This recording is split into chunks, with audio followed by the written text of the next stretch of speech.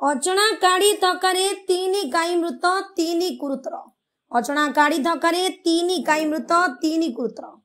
ଏଭଳି ଅଭାବନୀୟ ଘଟଣା ଦେଖିବାକୁ ମିଳିଛି ଗଜପତି ଜିଲ୍ଲା ମୋହନା ଥାନା କଣ୍ଟେଇକୁଳି ଗ୍ରାମ ଜାତୀୟ ରାଜପଥ 326।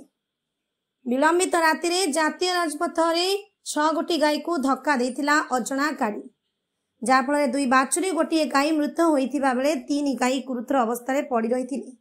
ସ୍ଥାनीୟ ଲୋକେ ମୋହନା ପ୍ରାଣୀ ଚିକିତ୍ସା केन्द्र को खबर देवा परे प्राणी चिकित्सा केन्द्र कर्मचारी घटनास्थल में पहुंची गुरुतर थिबा गाय को चिकित्सा करिसंती। मोर ना डॉक्टर वीरेंद्र पंडा, प्राणी चिकित्सा अधिकारी ब्लॉक मोहना। कौन कहबे केमती कोन जे जो लगे छै गाय मरि जाय छंती? जहाँ लोक कहवा अनुसार आज भोरु एक्सीडेंट घटी जोटी की 4टी दामड़ा और 2टी गाय आघात होती। से भितर गोटे गाय और 2टी दामड़ार मृत्यु होती, आउ 3टी बर्तमान चिकित्सा चलती। केमती कोन सर केते गुरुतर पहुंचनी सर के मरिला ले अछि? हां, जो 3टी माड़ होती, जो 3टी बंचिक अच्छे से गुरुतर अच्छे, चिकित्सा चली।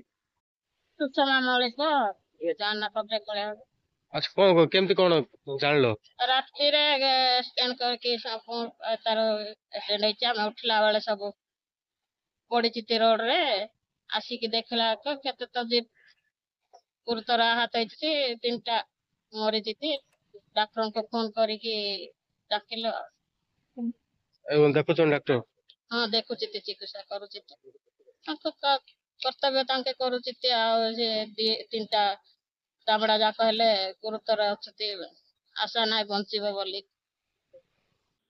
गजपति मोहनारू विभूति मलिकंक रिपोर्ट, आईजीबी न्यूज।